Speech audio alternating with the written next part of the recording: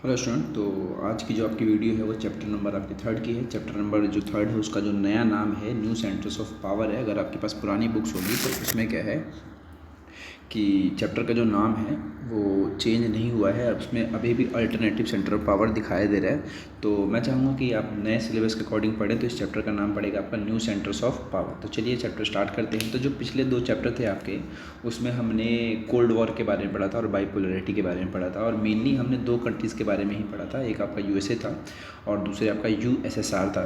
लेकिन जैसे मैं सेकंड चैप्टर स्टार्ट किया था, उसमें जो पोलैरिटी वर्ड था या फिर जो बाइपोलर वर्ड था आपका, वो ख़त्म हो गया, यानी कि आपका यूएसएसआर ख़त्म हो गया था।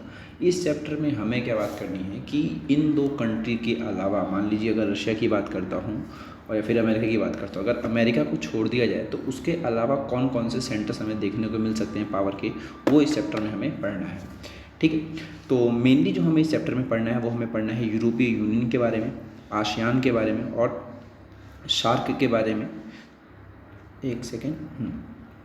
तो इनके बारे में पढ़ना है, और इसके साथ ही हमें पढ़ना है ब्रिक्स के बारे में। ब्रिक्स आपको पता ही होगा, सार्क आपको पता ही होगा। सार्क वैसे आगे वाले चैप्टर में आना चाहिए था, लेकिन नए सिलेबस के अकॉर्डिंग ये इसी चैप्टर में ऐड है। इसके अलावा हमें कुछ देशों के बारे में पढ़ना है, जिसमें से रशिया है, चाइना है, इजराइल है और इंडिया भी है। और ये सभी वही जो नाम मैंने यहाँ पे लिए, ये सब नए सेंटर्स ऑफ पावर हैं जो कि आज के समय में अमेरिका तक को टक्कर देते हैं, या फिर आगे चलने वाले समय में ये बहुत बड़ी महाशक्ति बनने वाले हैं। चलिए सबसे पहले स्टार्ट करते हैं रीजनल ऑर्गेनाइजेशन। देखिए रीजनल यानी कि क्षेत्रीय संगठन की हम बात करें, फिर क्षेत्रीय संगठन होते क्या हैं। तो देखिए क्षेत्रीय संगठन का मतलब क्या होता है कि इसमें कुछ पर्टिकुलर कंट्रीज ही होती हैं जो कि इन्वॉल्व होती हैं किसी भी मतलब ऑर्गेनाइजेशन में, और ये उन्हीं देशों के लिए काम करती है। जैसे कि एग्जाम्पल के रूप में मान लीजिए मैंने यहाँ पर आसियान लिखा हुआ है, तो इस आसियान में क्या है, आसियान में साउथ ईस्ट एशिया की कंट्री है। ईयू में क्या है भाई, जो यूरोपियन कंट्री है। सार्क में कौन सी, साउथ एशिया कंट्री है। ब्रिक्स में क्या है, ये 5 ही कंट्री है। तो ये इनके लिए ही काम करते हैं एक तरीके से, और इन्हीं को हम क्या कहते हैं, रीजनल ऑर्गेनाइजेशन कहते हैं आखिर। और ये जो रीजनल ऑर्गेनाइजेशन, इसका ऑब्जेक्टिव भी मतलब देख लेते हैं क्या है। इनका काम होता है डेवलप ऑफ एरिया, और इसके अलावा जो भी डिस्प्यूट वगैरह होते हैं उसको सही करना। जो भी इकोनॉमिक पॉलिसी आती है उन सब देशों के लिए, फिर मान लीजिए व्यापार वगैरह बढ़ाना उनके लिए होता है। फ्री ट्रेड को बढ़ावा देना होता है, और आपस में जो भी मतलब दुश्मनी चल रही है या फिर मान लीजिए किसी भी चीज़ को लेकर के मतभेद है देशों के बीच में, मान लीजिए कि आसियान का ही काम है, तो आसियान में मान लीजिए 10 देश है, तो 10 देशों के बीच में जो भी डिस्प्यूट्स वगैरह होंगे वो पैदा जो होंगे, वो ये रीजनल ऑर्गेनाइजेशन जो है उसको ख़त्म करने की कोशिश करेगा या फिर ख़त्म करेगा।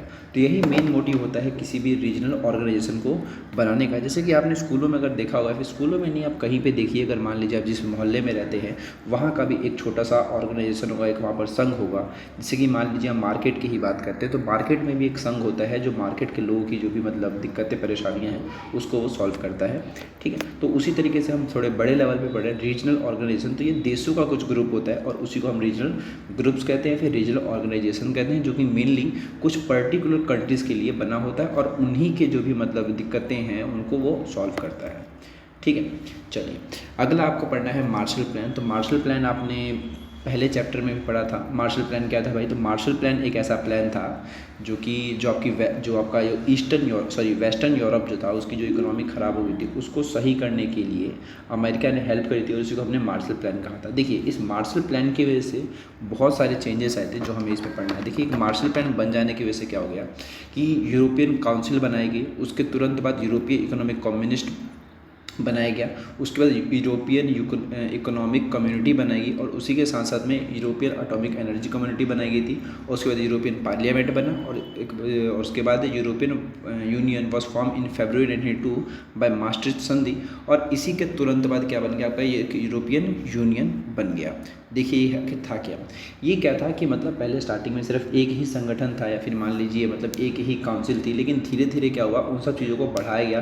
पहले इकोनॉमी को लेके आया, फिर वहाँ के लोगों के लिए आया, फिर वहाँ पे हमने एक पार्लियामेंट बना दी, फिर वहाँ पे एटॉमिक एनर्जी के लिए कम्युनिटी बना दी, और धीरे धीरे करते करते ये जो छोटा सा ग्रुप था ये बहुत बड़ा बन गया, और उसी को हम आज के नाम से जानते हैं। उसका नाम है आपका यूरोपीय यूनियन, जो कि 1992 में बना था। अब देखिए जो यूरोपियन यूनियन है वो बेसिकली है किसके लिए, ये है यूरोप की कंट्री के लिए। यूरोप में जितने भी देश हैं वो सभी के सभी जो देश हैं वो इसमें आते हैं। ठीक है, तो यूरोपियन यूनियन की अगर हम बेस की बात करते हैं तो इसको बेस कहाँ से मिला बनने का, तो वो मिला था इसको मार्शल प्लान से, और मार्शल प्लान के बाद से ही इतने जो भी मतलब ये छोटे छोटे संघ हैं ये बने, और इन सभी छोटे संघों को मिला करके क्या बना दिया आपका, एक यूरोपीय यूनियन बना दिया गया। ठीक है, चलिए अब बात करते हैं objective of the formation of यूरोपीय यूनियन। तो मेनली तो वही हैं, जैसे कि अभी हमने पढ़ा था रीजनल ऑर्गेनाइजेशन का काम क्या होता है, तो वही है कि ये भी रीजनल ऑर्गेनाइजेशन है जिसका कुछ काम होगा। तो यही यूरोपीय यूनियन जो है आपका, इसका देखिए क्या ऑब्जेक्टिव है।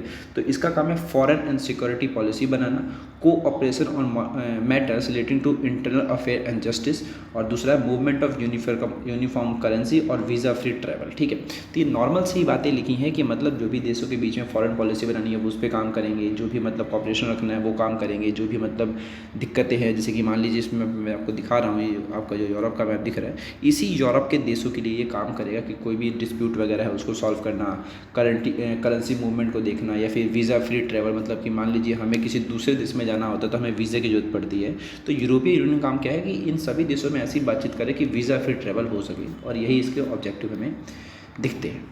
चलिए, फीचर ऑफ द यूरोपीय यूनियन, आखिर इसके फीचर्स क्या है। तो फीचर्स हर चीज़ के अपने अपने होते हैं। तो इसका जो पहला फीचर है वो ही आपका इकोनॉमिक कोऑपरेशन का है, और जो दूसरा है आपका यूरोपीय union has started acting like a huge nation state, और it has its own flag, anthem, foundation day and currency of its own. यानी कि जैसे कि मान लीजिए किसी एक देश का होता है ना कि आपका खुद का एक झंडा होता है, खुद का एक राष्ट्रगान होता है, एक फाउंडेशन डे होता है, और खुद की एक करेंसी होती है। ठीक उसी प्रकार से जो यूरोपीय यूनियन है उसका ये अपना अपना मतलब अपना फ्लैग है, अपना एंथम है, अपना फाउंडेशन डे है, अपनी खुद की एक करेंसी तक है। तो खुद ही समझ जाइए कितना बड़ा ये आपका ये ऑर्गेनाइजेशन है। इसके अलावा क्या है कि it has largely shared foreign and security policy in terms of relation with other country, और the flag of the European in the form of circle 12 gold stars is a symbol of competence, inclusiveness, unity and reconciliation of people there। जैसे कि मान लीजिए ये है जो आपका मतलब यहाँ पर ये झंडा दिख रहा है, ये इसी का झंडा, यूरोपीय यूनियन का ही झंडा है, जो कि इनके बीच का ही दिखाता है। जो 12 मतलब सितारे दिख रहे हैं, ये इन देशों के बीच की यूनिटी को दिखाता है जो इसमें मतलब है। ठीक है, और यही आपके फीचर्स हैं किसके, यूरोपीय यूनियन के। वैसे फीचर जो मैंने ये लिखे आप ये भी लिख सकते हैं, इसके अलावा अपने मन से भी लिख सकते हैं कि किसी भी ऑर्गेनाइजेशन के क्या फ़ीचर होते हैं। वैसे बेसिकली अगर देखा जाता है तो सभी जितने भी ऑर्गेनाइजेशन हैं सबके फीचर समान ही देखे जाते हैं। ठीक है, चलिए अब बात करते हैं फैक्टर्स और कैरेक्टरिस्टिक्स की that makes the European union strong. आखिर ऐसी कौन कौन सी चीज़ें हैं जो यूरोपीय यूनियन को स्ट्रांग बनाती हैं। देखिए, पहली बात तो ये है इसमें कि 2005 के समय में इसकी जो इकोनॉमी थी, वर्ल्ड लार्जेस्ट इकोनॉमी थी, और इसकी जो जीडीपी थी वो अमेरिका से बहुत ही ज़्यादा थी, तरीके 3 गुना ज़्यादा आप कह सकते हैं। और दूसरा, इसकी जो करेंसी है यूरो, ये इतनी बड़ी मतलब पावर बन चुकी है जो कि यूएस डॉलर को मतलब डोमिनेट कर रही है, उसको पीछे छोड़ सकती है और छोड़ भी रही है। और जो इसका शेयर है in world trade in is 3 times that of the US. इसके अलावा जो यूएस अपना जो भी मार्केट शेयर है उसका मतलब ट्रेड में, उससे 3 गुना ज़्यादा किसका है, यूरोपीय यूनियन का है। और जो तीसरी बात मैंने लिख रखी है कि the effect of its economic power on the countries of Europe, Asia and Africa, it acts an important group with in the WTO। सही बात है, जो वर्ल्ड ट्रेड ऑर्गेनाइजेशन है उसके अंदर इसका बहुत ही इंपॉर्टेंट रोल देखा जाता है। इसके अलावा जो इसकी कंट्री, इसके जो मेंबर्स है, उन मेंबर्स में एक आपका जो देश आता है फ्रांस, ये परमानेंट मेंबर है सिक्योरिटी काउंसिल का। सिक्योरिटी काउंसिल आपको पता होनी चाहिए कि क्या है, तो ये एक यूएनओ है। यूएनओ में एक सिक्योरिटी काउंसिल है जिसमें 5 मेंबर्स होते हैं जो कि परमानेंट है, और उसमें से एक जो परमानेंट है वो आपका फ्रांस है, जो कि किसका सदस्य है, यूरोपीय यूनियन का सदस्य है, जो कि इसको और ताकत प्रदान करता है। क्योंकि जो फ्रांस है आपका, इसके पास न्यूक्लियर बॉम्ब है जो कि इसके मतलब हेल्प करेगा या फिर इसको पावरफुल बनाएगा। पहले के समय में क्या था कि यूरोपीय यूनियन के पास एक और देश था जिसका नाम ब्रिटेन था, लेकिन ब्रिटेन कुछ मतलब दिक्कतों की वजह से इसमें से निकल गया और फिर सिर्फ फ्रांस रह गया है। लेकिन फ्रांस भी बहुत ज़्यादा पावरफुल देश है जो इसको ताकत प्रदान करता है। तो यही थे आपके कैरेक्टरिस्टिक्स किसके, यूरोपीय यूनियन के, जो उसको स्ट्रांग बनाते हैं। चलिए अब बात करते हैं वीकनेस ऑफ द यूरोपीय यूनियन। तो आखिर इसकी वीकनेस क्या है, तो इसकी वीकनेस बहुत सारी है कि मतलब ये क्या करता है, अपना आपस में ही मतलब कभी कभी क्या होता है कि देशों के जो भी लड़ाई झगड़े होते हैं इसको ये रोक नहीं पाया। मान लीजिए जो इसकी जो मुद्रा वगैरह आई थी, इसको मतलब कुछ देशों ने मना कर दिया था, जैसे कि मान लीजिए Denmark and Sweden oppose the adoption of the Maastricht treaty and the euro as a common European currency. तो ये वो देश थे जिन्होंने इसकी करेंसी को मानने से मना कर दिया था। इसके अलावा क्या कि many members countries of the European were in American alliance. इसके अलावा इसकी में कमी एक ये भी है कि जो इसके सदस्य देश है वो अमेरिका अलायंस के भी सदस्य देश है। और इसके अलावा है the UK withdraw from European Union is a referendum in June 2016। और इसके अलावा क्या हुआ था, जून 2016 में यूके जो था मतलब यूनाइटेड किंगडम, वो इसमें से निकल गया था इस मतलब संगठन में। तो ये इसके वीकनेसेस हैं जो कि यूरोपीय यूनियन के हैं। आशा करता हूँ आपको समझ आ गया होगा।